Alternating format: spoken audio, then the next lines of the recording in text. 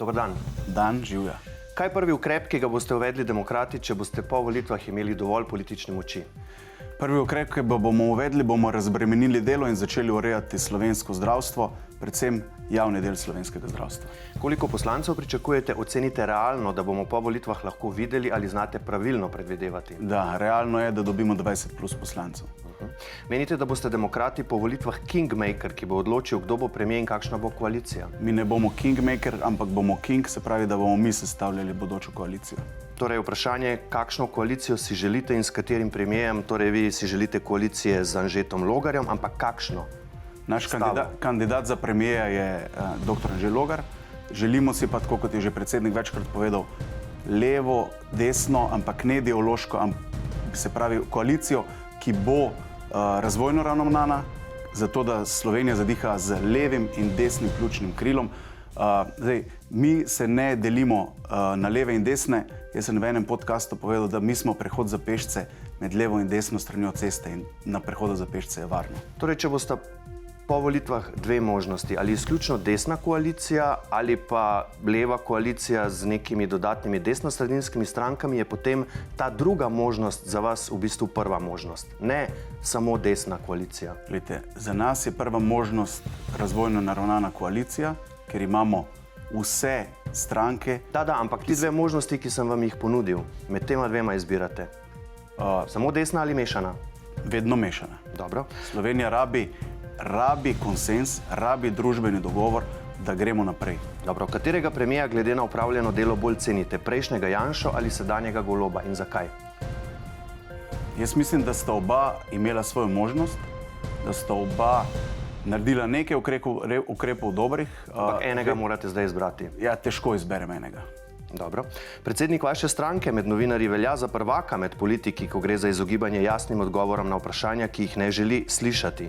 Tokrat o naklonjenosti sodelovanju z Janšo ali Golobom. Ali teh kart volivcem ne razkrijete zato, ker veste, da bi lahko tudi to vplivalo na vaš volilni rezultat? Ne, zato ker, a veste, to je ta polarizacija, ta, politični dualizem je nekaj, kar je v bistvu umetno ustvarjeno.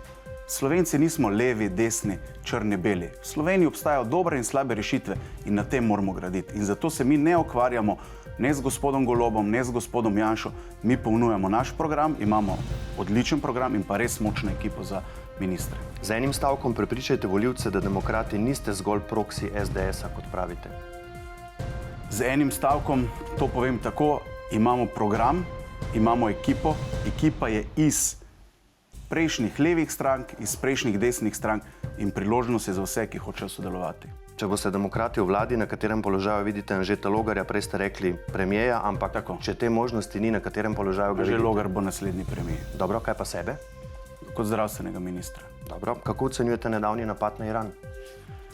Mislim, da je to nekaj, kar se dogaja že več časa v svetu. Imamo ne samo v Sloveniji polarizacijo, vse vojne so posledica nekih polarizacij.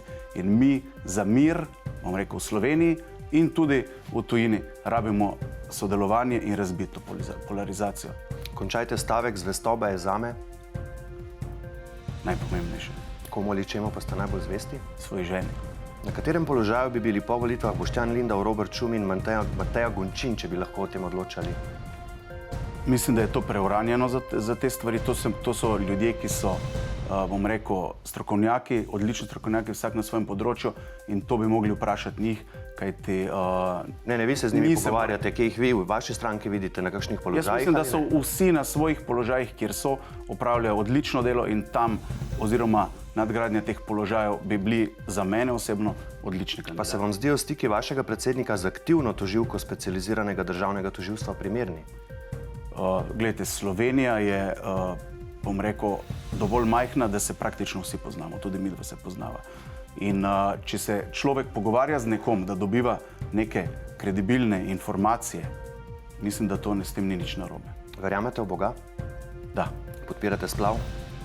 Seveda, mislim, da je to ustavna pravica in tako mora tudi ostati. Dober pokazatelj, kako živimo, je dodana vrednost na zaposlenega. Morda veste, kakšna je po zadnjih podatkih? Po zadnjih podatkih je okoli 40.000 evrov. 64.000 evrov, to je podatek za 2024, za 2025 pa podatkov še ni. Tako. Kako ste prišli do svoje prve nepremičnine in kakšna je bila? Prva lastniške nepremičnine. Kakršne koli nepremičnine? Prva nepremičnina je bila, najprej smo bili v najemu kot družina, zdaj smo pa živimo v hiši. Ki ste jo sami zgradili, niste podedovali? Ne, kupili smo, ampak z lastnimi prihranki. Dobro. Bi ukinili obvezni RTV prispevek? Mislim, da je RTV nacionalna televizija, ki dela več kot samo to, kar včasih ljudje rečejo. Ampak to ni vprašanje, bi ga ukinili ali ne? V tem trenutku ne.